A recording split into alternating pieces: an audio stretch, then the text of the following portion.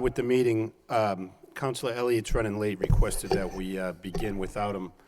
So I'd ask the clerk to please call the roll. Chairman Martin, Here. Councilor Elliott, Councilor Noon. Here. Two present. Okay. Thank you. This is the second in a series of meetings convened by the Public Safety Subcommittee at the request primarily of the Citywide Neighborhood Group and also adopted by the entire City Council. Been a list of topics that have been suggested to us.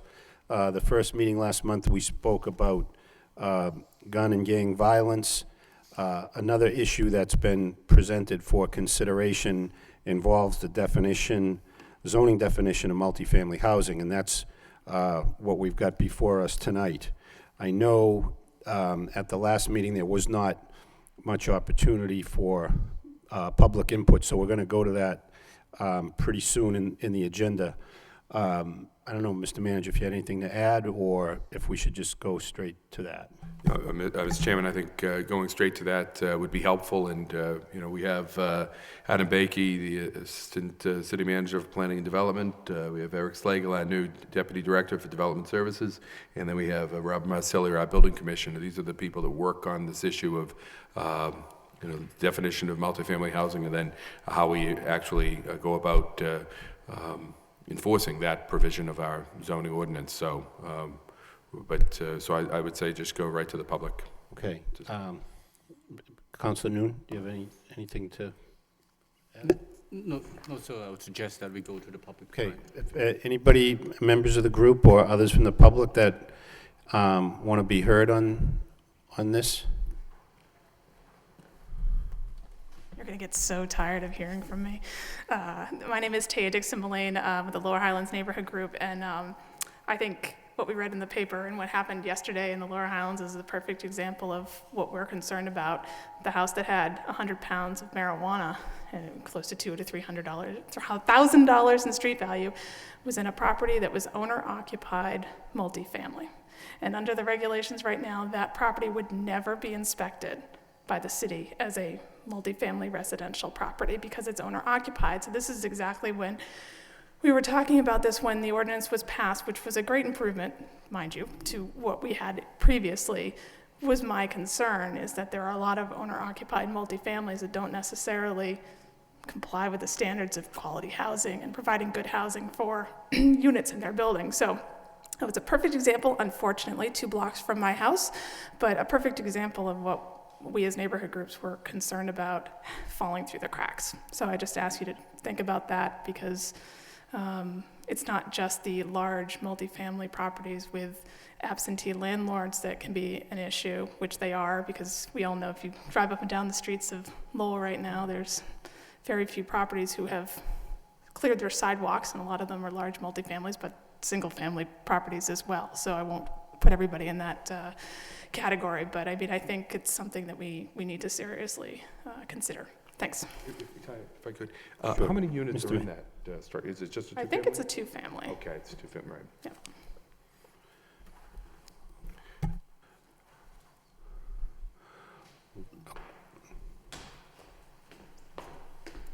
Good evening. Thank you very much. My name is Anne Marie Page. I reside at 26 Fremont Street, Lowell. I'm the president of the Citywide Neighborhood Council. I think you pretty much know exactly what we're looking for. Put it in one word, enforcement. And we also know, just as Taylor just mentioned, I realize you're being kind when you say owner-occupied. It should be safe. I'm living in my house. I should know who's living above me, below me, or side of me, but maybe I don't. So I realize you have updated some of the codes, which we are very happy. We do see some enforcement, and we do want inspectors that have a good, tough record, and we're very pleased with Mr. Willett. Whenever we've called him, he has a good, tough record, and that's what we need. This is your city. This is where you live, where you raise your children, and you're either going to enforce it and get tough. You don't like it, leave town. You know what I mean? But we appreciate all that you're doing, and we do know there are plans in the row. We do know that we have seen some improvement, and we just want strict enforcement, and that'll pretty much carry all of it. We thank you all very much for your time. Okay, thank you.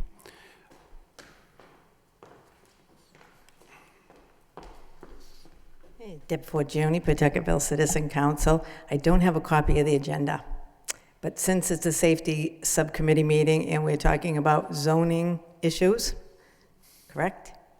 Well, yeah, specifically this multifamily housing. Okay, Is there another multifamily. issue you have? Well, I'd like to segue into inspection. When you send out inspectors to look at the multifamilies and you have inspectors in and around the city, I think for the last couple of years, saying that we don't have enough people doing it is one of those beats that we've always been saying. But if we could tighten up some of the ones that are already in place, the things that are easier to enforce, we wouldn't have to send people out to spread them too thin. So I think what we're talking about is tightening up a lot of the ordinances we already have in place. In fact, I think the last citywide neighborhood council meeting we had, the manager said that he was going to, again, this January, have a land use symposium for us again so that we could all learn about what people look for or how the boards can enforce them. And it helped us as neighborhoods group understand that in our neighborhoods, the things that are going on, we kind of police them as well. So you can always engage us as neighborhood groups and people that are out in the neighborhood in helping identify a lot of the issues that go unnoticed. So if you could really look at that as far as the amount of inspections that are out there and people being spread thin, because in my area, there are a lot of violations that we a lot of times will identify without having to bother the city. So I just wanted to see if you could encompass all that. Thank you. Sure.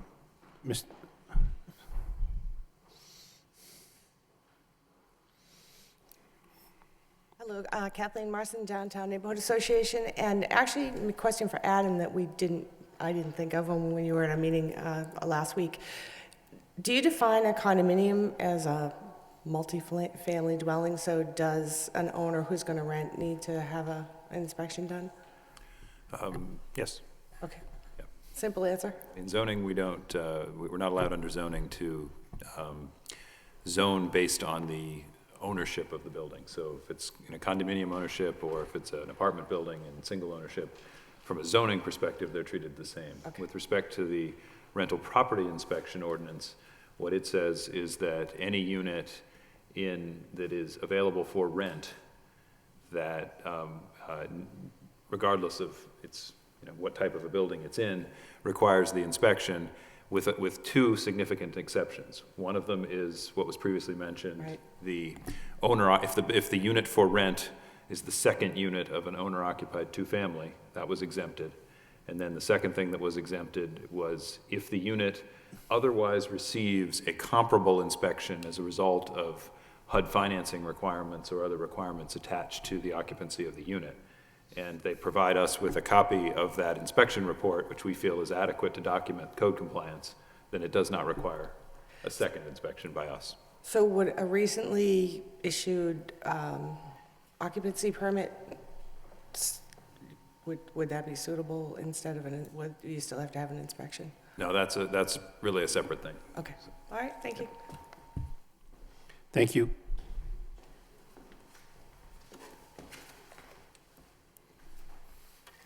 Hi, my name is Sandra McNamara. I'm the president of Centerville Neighborhood Action Group. And I have a question. I followed every meeting they had in regards to the zoning changes. When they exempt owner-occupied for two families, I got up and asked the question, I have a 4-family home, 3 units are owner-occupied, and 1 is a rental. Would I be in the same predicament as a 2-family owner-occupied? And the answer was yes. I received my letter and was told I needed to get the documents for my renter, which wasn't a problem because it's a CTI tenant, and I sent it right in. They said, okay, fine, I'll see you in 3 years. But again, where are the guidelines? They said except, certain things would be looked over, and again, I would be considered a 2-family. But that wasn't the case. Sure. If I may. Can you just, I'm not sure I quite understood your description of the property. You said it was a four-family? Four-family, 3 of the units were owner-occupied? owner-occupied. How does that work? I'm not sure I understand. Well, because I have 78 is first floor, second floor, 80 is second floor, first floor, second floor. My son occupies, who is on my deed, 80 on both, up and down. I occupy 78 on the second floor, and I have a CTI tenant on the first floor. Okay, so, and it's all one building, or is it two All separate one buildings? building. I think, So there's multiple owners Well, occupying different units. honestly, this is a little bit of a tricky one, but I I think guess. the building meets the definition, I believe, of a four-family building, it sounds like.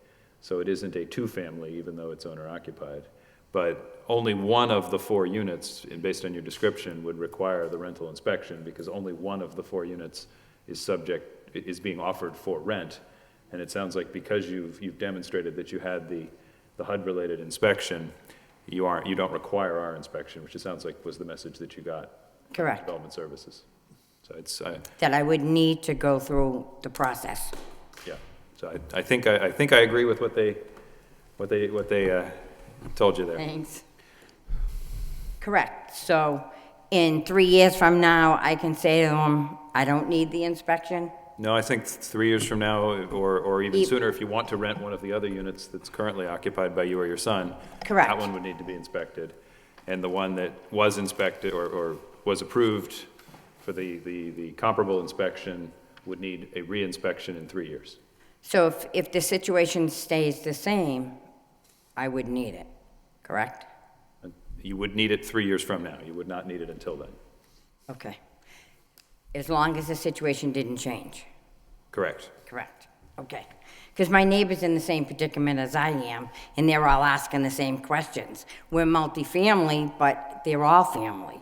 So, Again, any unit that is not, the standard that's written into the ordinance is that I don't have literally the words in front of me, I'll paraphrase, but is that a unit that is being offered for rent, for compensation in some manner.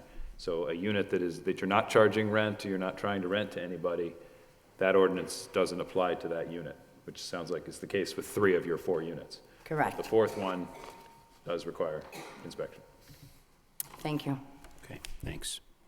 All right, other comments? Okay, Mr. Manager, you wanted to jump in a little earlier. I don't know if you've... Well, I guess the question there was something I think specific I wanted to ask, but that's slipped through my mind now. But it seems that one of the issues that the neighborhood leaders identified was how we define a multifamily, with perhaps the problem being, are there illegal multifamilies out there? Are people turning their single families into multifamilies or something of that sort?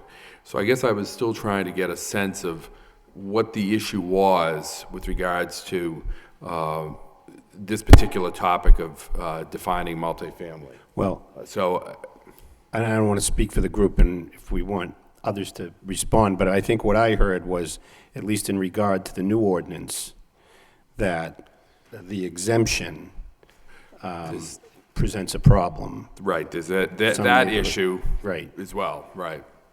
Because one of the other issues where also is, there is single-family homes in this city that are rented that would require an inspection as well as not being owner-occupied. And that was exempt. All single-family is exempt. And there is a lot in the city, as a past inspector, there's a lot of single-family homes that are being rented.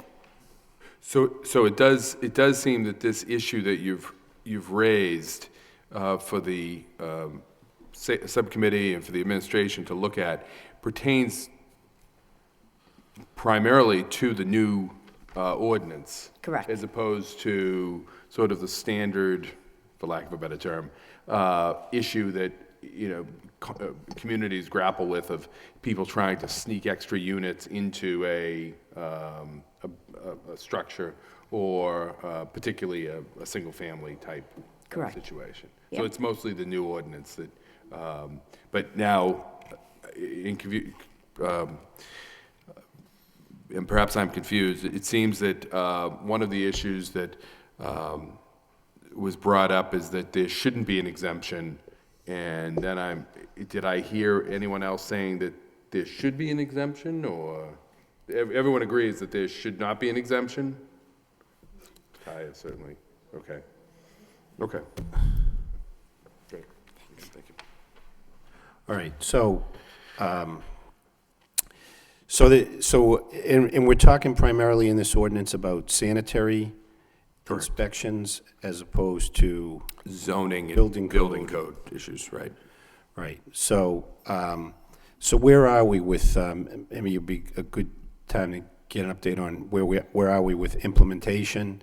I know that's caused some blowback about fees, and but generally, how are we going about, you know, and whether we need to change this is something we need to think about, but we're still not even there with the ones we are inspecting, right? I assume they're not, you know, this is going to be a time-consuming thing, so maybe you can tell us where we are with that. Sure. Just to kind of give a kind of general overview of where we are with the implementation of the ordinance. In early January, a mailing was sent out to all of the multifamily property owners. We pulled a list from the assessor's database.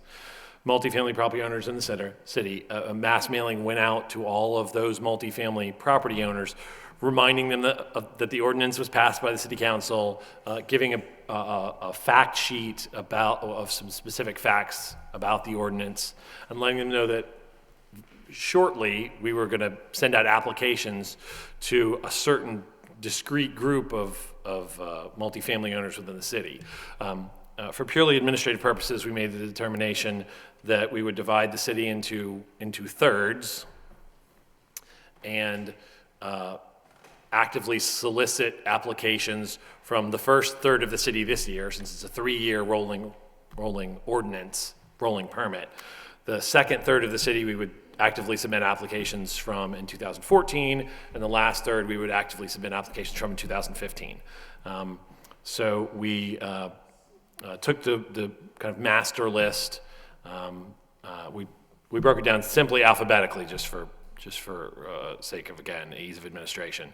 So A Street through, I believe it was 4th Street. In mid-January, we sent out a second mailing directly to those property owners with an application included in the mailing, instructing them that they had 30 days within which to apply for the rental unit permit, which was required in the ordinance. Since that time, we have been kind of on a dual track of both training the administrative staff and the health inspectors in both the requirements of the application, which, as I think the community has said, it's not as clear as it could be. There are lots of questions about the implementation, whether or not I'm required to apply if my uncle lives upstairs. These are questions that we've been answering over the last month or so. And training the health inspectors in the specifics that we're going to be requiring for the actual inspections that they're going to be doing. We waited until we had a kind of a sufficient pool of applications to start assigning the inspections to inspectors. And this week, in fact, the health inspectors have actually begun making the calls to arrange for those inspections. I believe that the first of those inspections is going to take place tomorrow morning. I anticipate that we'll be getting in kind of a rolling set of applications. Once we have determined who has applied within the first 30 days, as we requested, we'll take a look at our master list of who all got applications and send out a second reminder letter. At this point, we made the determination that we weren't going to be slapping people with fines since it's a new ordinance. we'll send a reminder letter with another copy of the application out to anyone that we haven't received an application from. And the inspectors, once they get out there, we have a policy in place where if they see other issues outside the scope of their inspection, building department issues or fire department issues, they have been instructed that they're to immediately contact the local building inspector or the fire department to have them come out and perform inspections as well. We anticipate that, especially in a lot of these units that we haven't had access to before, there's likely to be multiple issues arising from these inspections, not just health inspector issues, but also building code violations potentially, and maybe fire code violations. We'll have a better picture once the inspections have we have a pool of inspections that have taken place to know where we are with that particular piece. So what's the volume of that A through F, A Street through 4th Street? I mean, There were a total of, by property address, approximately 5,800 addresses. I think we determined there was about 20,000 rental units total. So the A through 4th is the first 2,000 addresses. We didn't break down exactly how many units were in that third. My guess is that there's probably 7,000, 7,500 units in that third of the addresses. And so, what's the response been? You have enough to go look at, right? But Yeah, I mean, there's the response has been okay. I think we have not surprisingly the response is not close to 100%. We have approximately, I would guess, maybe between a third and a half are coming in under the two-family owner-occupied exception, and so they won't be getting, based on the way the ordinance is currently drafted, they won't be getting inspections, they won't be required to pay any application fees.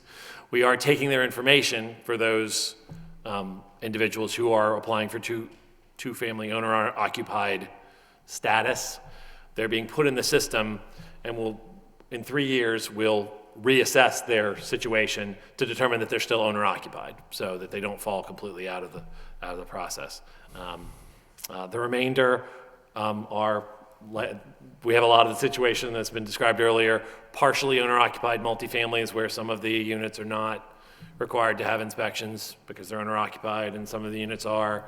And as the community members have noted, our policy right now is, in order to be granted the exception for the HUD-related inspections, we're requiring them to affirmatively produce those inspection documents in order to qualify for that. And so when they bring in those applications, we're letting them know that they need to bring in the inspection certificates in order to be exempted and not have to pay for an inspection for those units. And what's the staffing situation you have? So if you had 5,800 to do for this year, that's more than 100 a week. You're going to be able to do that, or? Well, it's going to be challenging. I think part of it's going to be determined by the response rate that we eventually get and how many actually do fall under the two-family exception or the CTI exception. I believe not the CTI, the HUD exception. In the discussions with LHA and CTI, I believe the total number of units that they said, do you remember, it was like 5,000 or 6,000? Total between CTI and the LHA. So I believe between CTI and LHA, they have approximately 6,000 units in the city that won't require any inspections. They will simply provide the copy of the permit.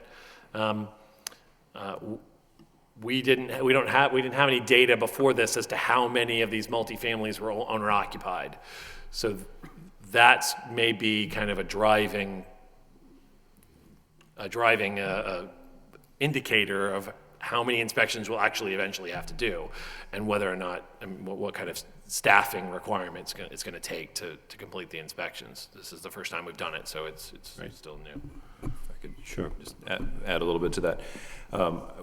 Back when the council will likely recall that when the ordinance was first debated at the council last October, there was some discussion that the volume of work associated with this would likely be not insignificant, and I think that is still likely to be the case.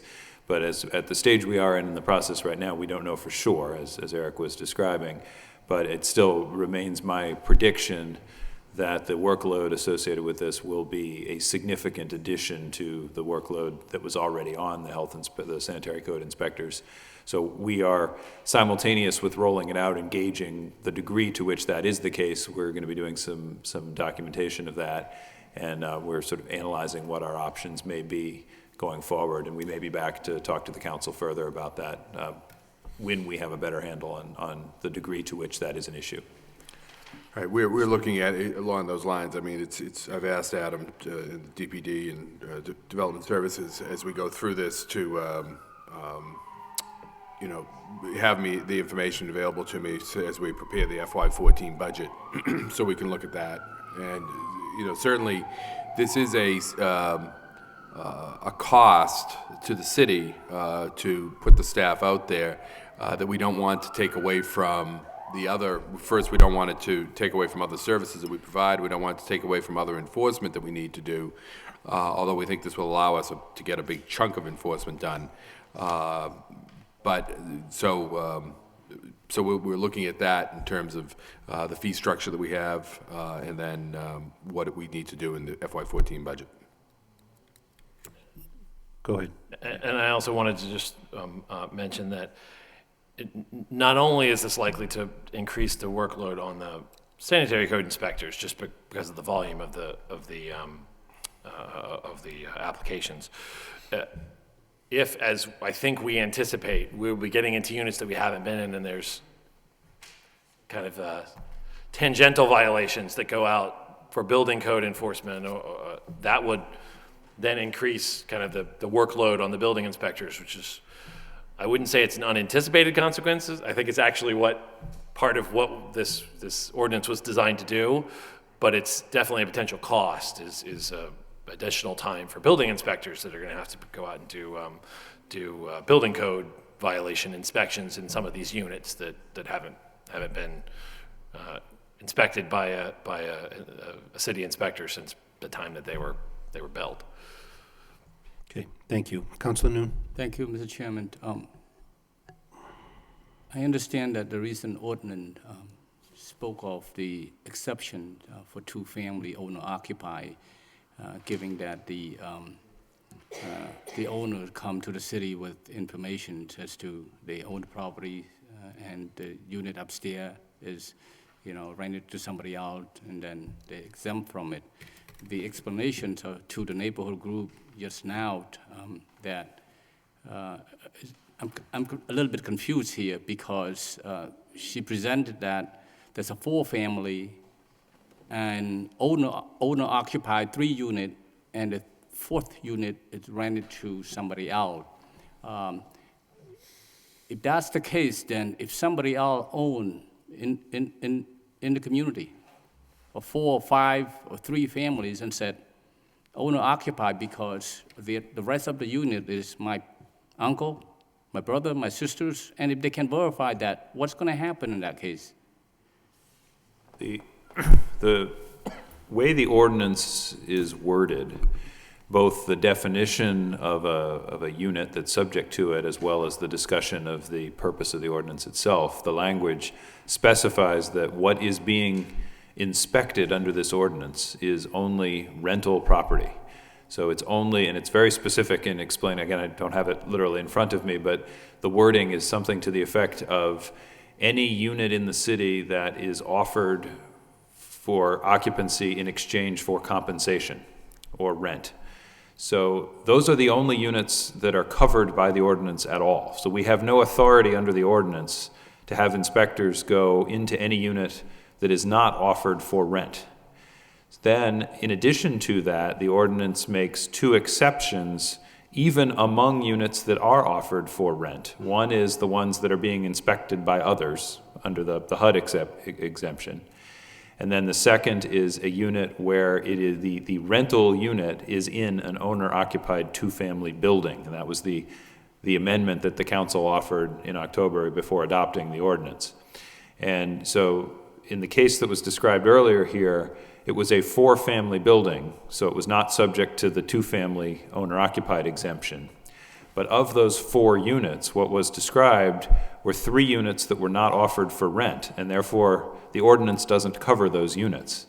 And 1 unit that was offered for rent, so the ordinance does apply to that unit.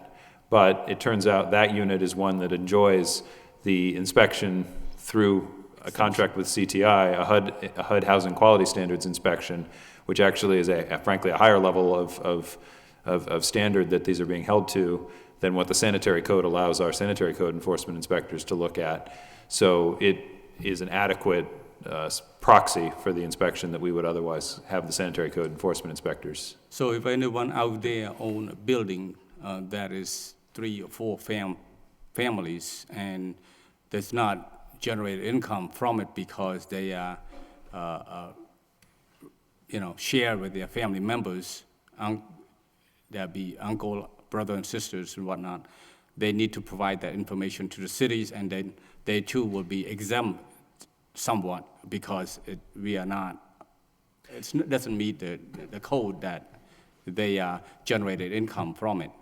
Yes, that provided that they are not charging rent to their family members. If they're charging rent to their family members, then the ordinance does apply. But if it's just they're letting their family members live there for no rent, that is true. But again, we would strongly, we would like the owners of those properties to still respond to the mailings that have been sent out, but in the response, indicate that it is all of the units in the building are owner occupied.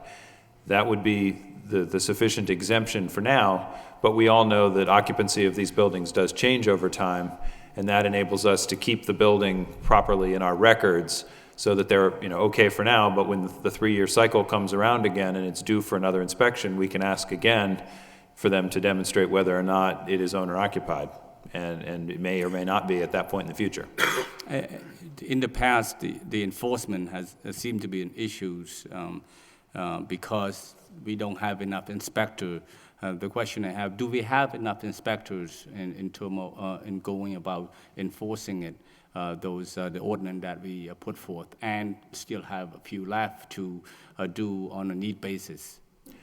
Well, I think that's ultimately both an easy question to answer and a difficult question to answer. The easy answer is, well, we never have enough inspectors. Just like the police department will tell you they can always use more officers, we can always use more inspectors, and we can always do more if we have more inspectors.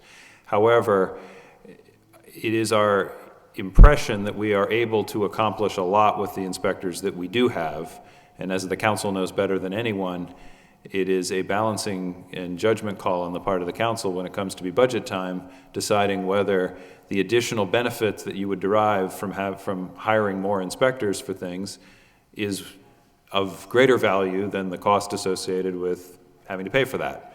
And ultimately, that's a discussion that the manager leads among the administration, and then ultimately the council has to have as part of the budget debate as well.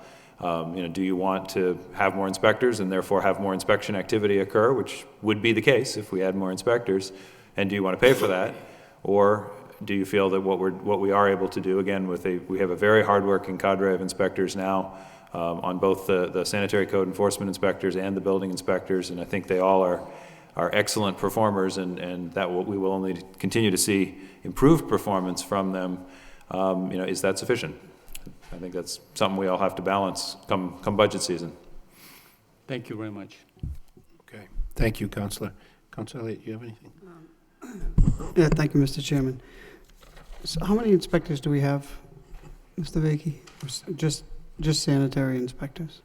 We have a senior sanitary code enforcement inspector, and we have 5 additional sanitary code enforcement inspectors. So you indicated we think there's about 20,000 units in the city, but we cannot determine how many have to be inspected at this point under this ordinance? Yeah, we based on the census data, which does report the number of rental versus owner-occupied units based on census responses, I believe it was something like 21 or 22,000 rental units in the city. Now, of those, based on the census doesn't tell us how many of those are subject to any of the various exemptions that are built in. The census does not tell us how many of those are owned by the Lowell Housing Authority. The census does not tell us how many of them are in owner-occupied two-family buildings.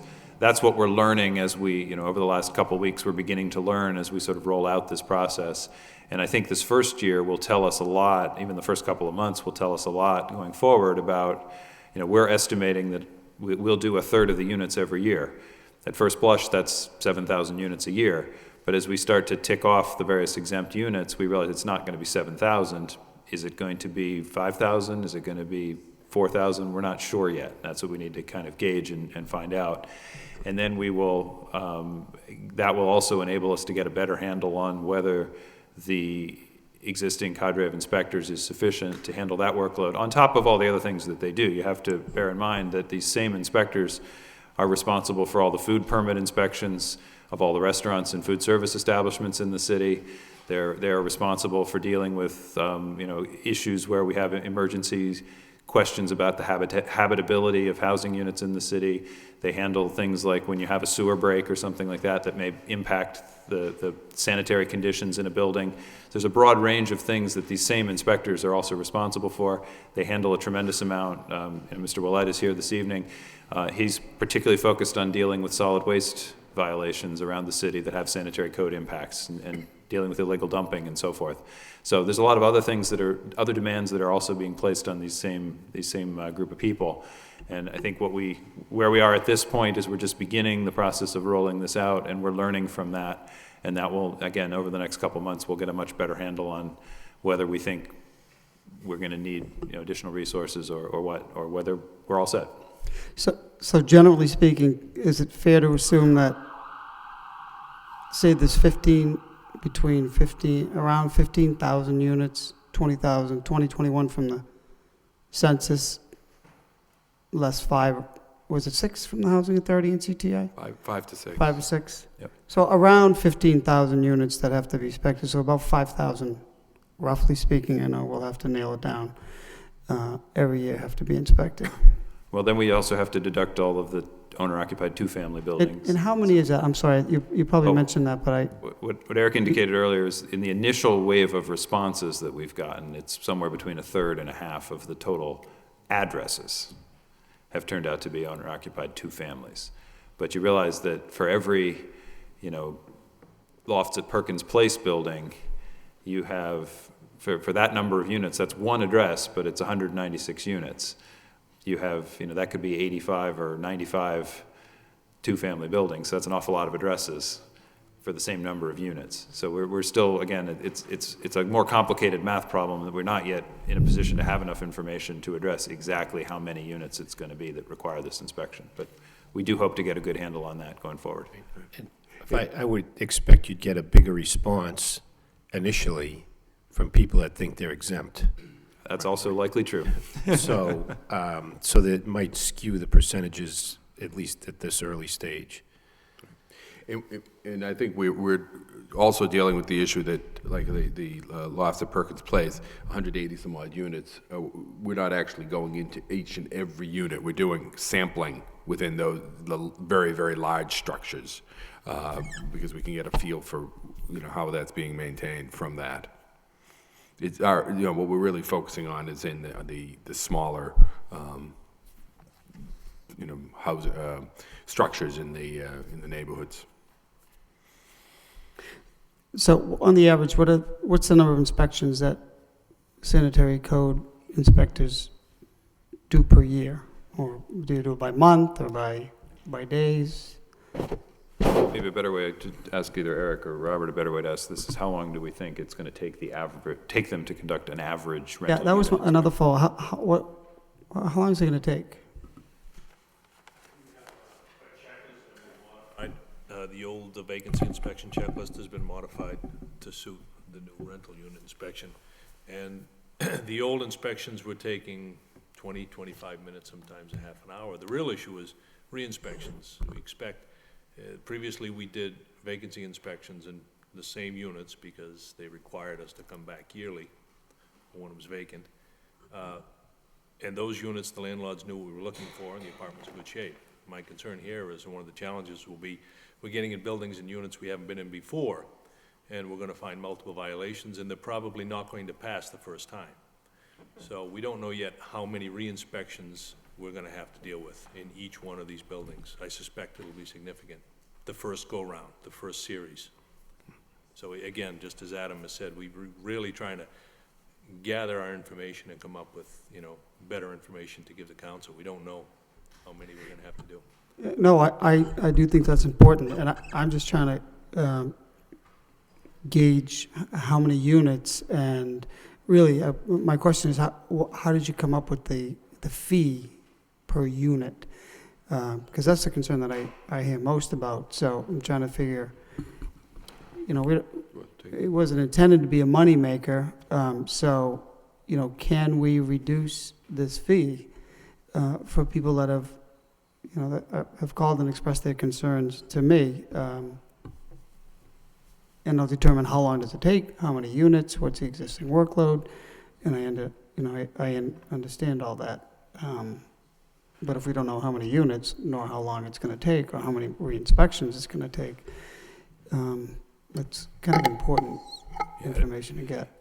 I don't think we're quite there yet. I can say that the fee was established based on looking at the amount of staff time and costs were associated with conducting an inspection under the old vacancy certificate ordinance. And if you assume half an hour worth of the inspector's time, plus some amount of time for a clerical staff, plus some amount of just the other costs associated with paperwork and computers and everything else in the office, the $50 basically just pays for the inspection function. That's it. It doesn't make any money, but what it does is it enables the city to charge the specific beneficiary of this municipal function the cost of delivering that service, as opposed to charging it to the general taxpayer, which is what happens with any function that can't be recovered by the specific beneficiary. And so in this case, we believe, based on the amount of resources and costs associated with conducting one vacancy certificate inspection, that $50 is about right for what one of these will be. But one of the things that I've asked Eric Slegel to take a look at as he gets himself in place in development services and is really looking at the whole operation, one of the things that's on his plate is to take a look at the question of really all of our fees and really evaluate what are our actual costs associated with those functions. And in some cases the fee may be too low, in other cases the fee may be too high, and we'll take a look and see what those all say. And because the real key with fees is they're not intended, and at any level they're not supposed to be a way to make money. They're only supposed to be a way to make sure that the taxpayers as a whole aren't paying for a municipal service whose benefit is really only targeted at one specific or a very small subset of taxpayers, in this case the owners of these rental properties. And the benefit that the owners of the rental properties derive from this, which is not insignificant, particularly in Massachusetts, is that they now have, assuming their unit is in good shape, they have a document at the conclusion of the inspection process from an independent third party, the city, that basically establishes that the unit was in, safe and sanitary, good condition. So if they then subsequently have a dispute with their tenant over whether or not they can claim the security deposit because the tenant has abused the unit in some manner, Massachusetts law is very friendly toward tenants in general. And if it just becomes a he said, she said about whose fault it is, that often will go on the side of the tenant. But if the landlord can produce this third-party inspection document, that can basically protect them and guarantee that they can claim the security deposit if there's a problem that was subsequent to that clean inspection before. And that, frankly, if I were a landlord, that would be worth $50 to me to have that. I mean, that's a pretty good insurance policy, I would think. Right. Any, Councilor Leahy? Thank you. Could you, could I just get an example of the violations? So, for my own knowledge and maybe people watching the meeting. So what type, where it's the health department, what type of violations are we looking at? Typically, the violations for this type of an inspection has to do with inadequate heat. You know, the sanitary code requires that the unit, the owner, provide a certain temperature between certain hours, both in the summer and the winter. And we'll find that the heating system is not working, and the owner is given the tenant an electric baseboard to plug in. It doesn't get the unit up to the required minimum temperature. So we can't issue in that case, and we'll send a violation notice, contact the owner, find out what's wrong. You know, the heating system needs to be repaired, they don't want to spend the money, and that's when we get involved. So that's a very typical one we deal with in the winter. In the summer, it can be as simple as having screens on the window. They're required to have screens on the operating windows. They have to have hot water, minimum temperature. We check the temperature of the water.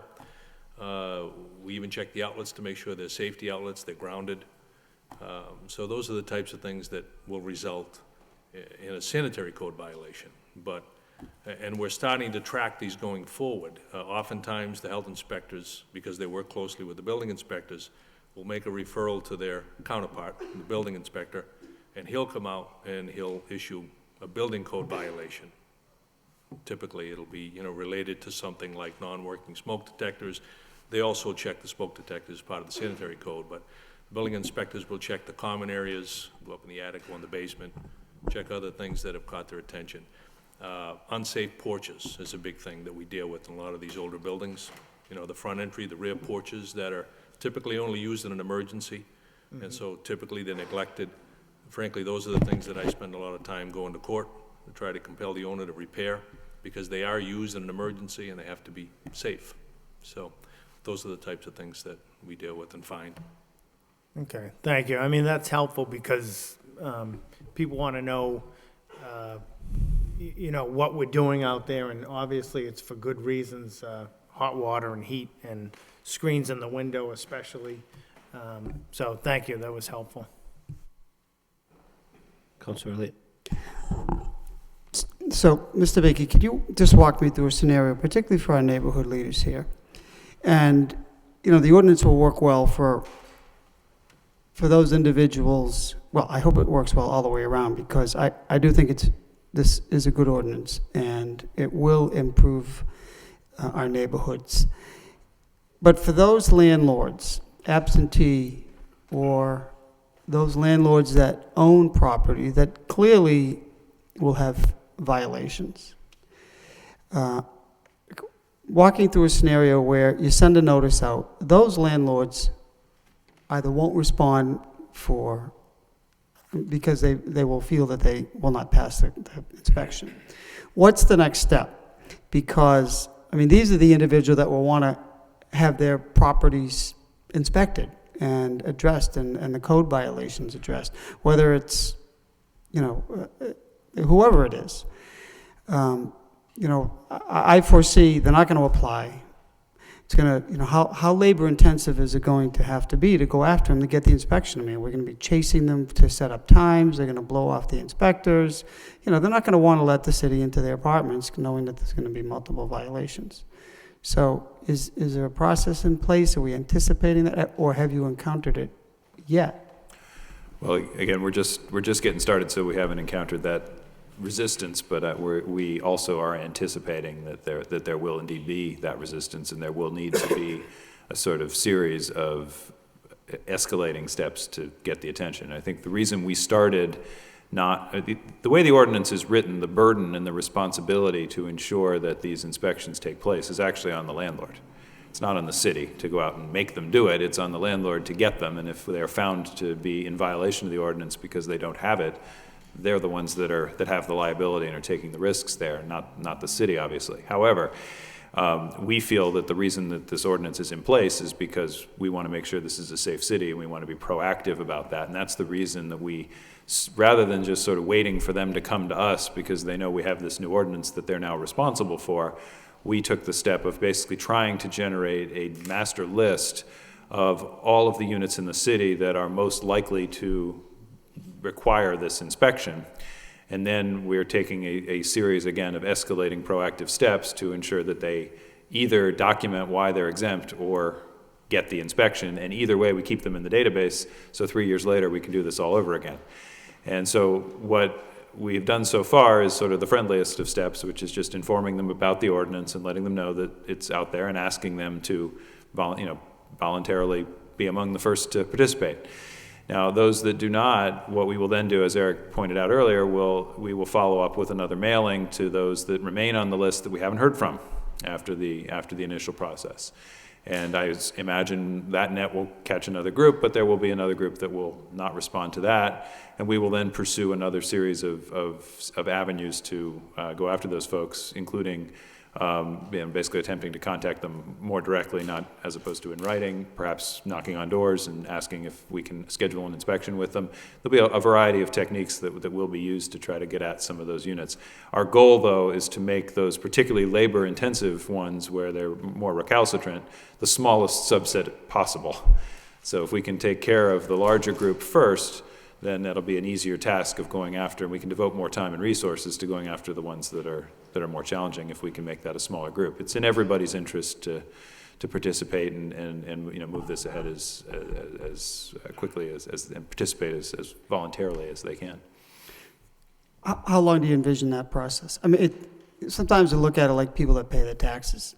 The people that pay their taxes on time, they're not the problem. It's the people that don't.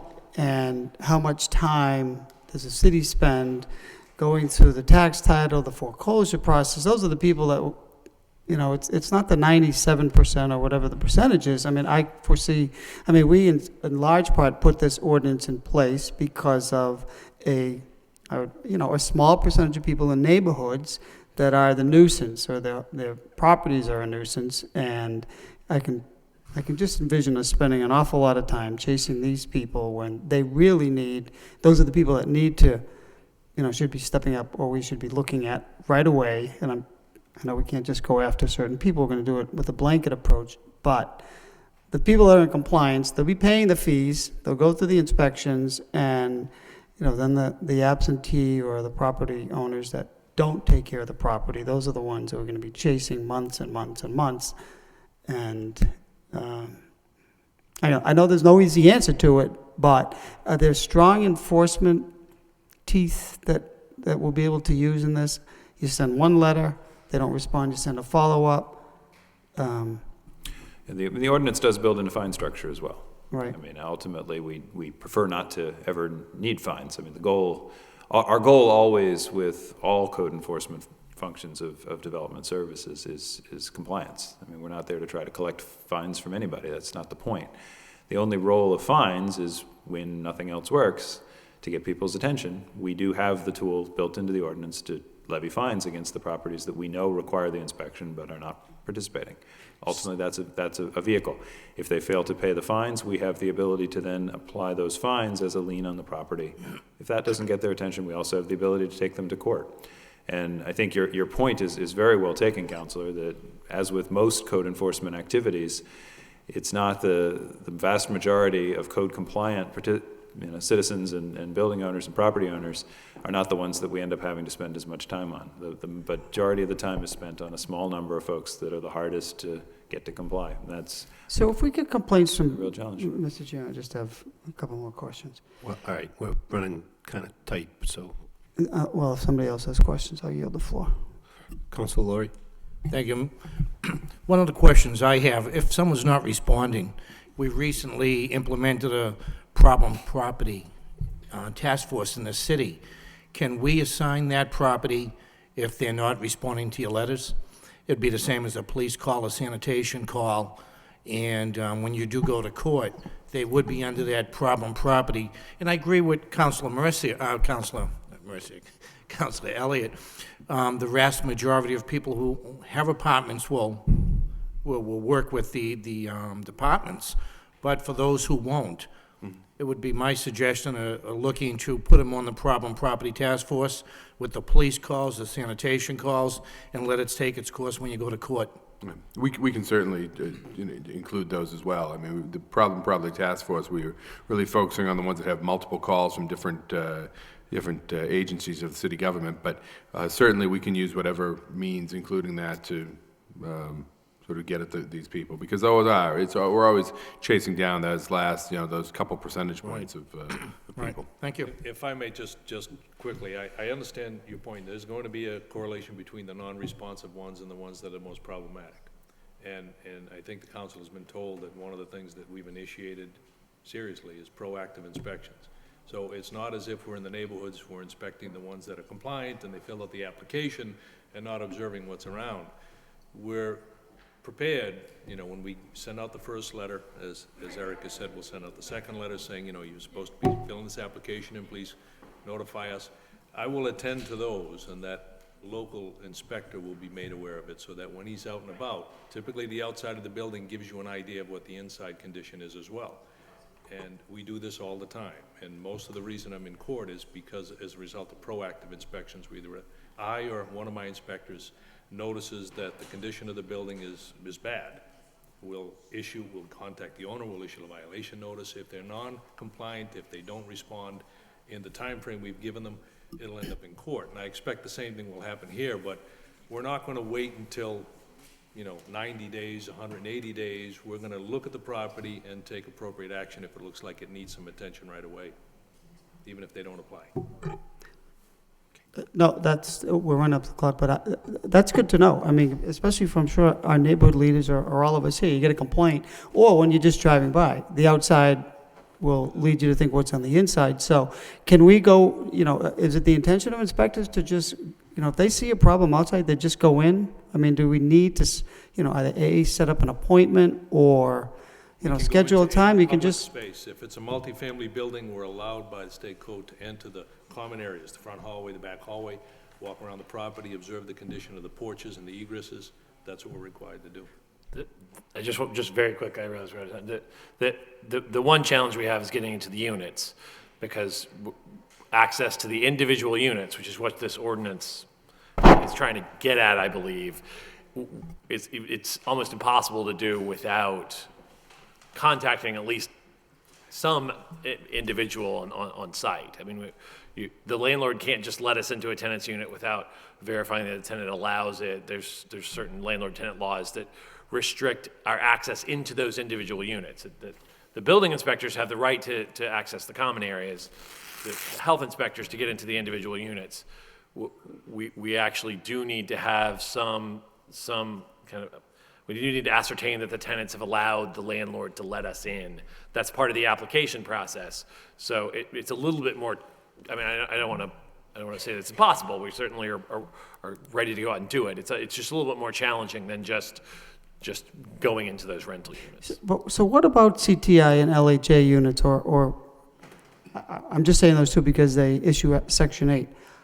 I mean, I can tell you, I can point to some units in the city, they are Section 8. I don't know who administers the certificate or the voucher, but, clearly there are code violations. So, I mean, how does the city, we're responsible for those units and the code ordinance. How do we know, or what is the check and balance, I suppose? I know they have their own inspectors and the code. And I'd like to see the code, because my understanding was that the federal code is not as strict as the local code. But it would be interesting to see the difference. But how do we enforce that aspect if those units are not in compliance? Well, I think the first observation is there are a lot of units out there that people believe to be or claim to be Section 8 units that are not often. I mean, there's a sort of stereotype out there that, it's a bad unit, it must be a Section 8 unit. That's actually rarely the case. It does happen, but it's rarely the case. Any unit that has a Section 8 certificate issued by CTI or the Lowell Housing Authority is required, or any unit that has other forms of HUD subsidy in it, like units that have been assisted with home funds from the city or various housing resources that are administered through the state, it has to be checked on a fairly, I think, an annual basis against HUD's housing quality standards checklist, which is actually a more rigorous checklist than the one that we've crafted out of what we're allowed to enforce under the state sanitary code. And that is what we want to see in order to enable them to enjoy the exemption. not the claim that this is an LHA unit, or I have a Section 8 certificate, so therefore I'm okay. We want to see the proof that they underwent this housing quality standards inspection. And then basically the liability is really with the person who performed that inspection and signed off on it and said everything is fine, if it turns out that it isn't. And obviously the responsibility, our enforcement first goes to the property owner, and they can then turn to the person who performed this inspection for them and, you know, debate amongst themselves who's responsible. Our job is just to compel the property owner to correct it if we subsequently find some violation in those cases. I know we have to, and it'll be a yes or no answer. Those housing inspectors, federal housing inspectors, they're not certified through the state, correct? There's several different types, levels of certification, and we have copies of, and they're accepted by HUD. There isn't just one certification. And we have copies of each of the inspector certification levels, entities that certify them that are accepted by HUD. But not through the state. They are not certified through the state No, I of think Massachusetts. most of them are certified by private entities that are recognized by HUD. Right, well, They have a level of certification, but it isn't one. It's not like the building officials in Massachusetts have one certification. There are several entities that certify them, and we've gotten copies of their inspector's certification, as well as the entity that certified them. thank you, Mr. Chair. Okay, I'm going to wrap it up, but let me just summarize. I guess we hear loud and clear the concern about this definition. We know citywide neighborhood group would like to see the definition expanded. I know we're struggling still with the implementation, not struggling, but we're just getting going with the implementation, even with the narrower definition. But there will be more opportunity to talk about this ordinance. We're going to revisit inspection issues generally before this subcommittee at some point in the future, and we're going to, this specific ordinance has been referred to the housing subcommittee to talk about fees, so we'll have an opportunity to address it then too. So we really need to adjourn right now to get on with the council meeting, but there'll be more opportunity on this matter in the near future. So thank you all for attending. No. So motion to adjourn by Councilor Noon, second by Councilor Elliott. All those in favor say aye. Any opposed? We stand adjourned.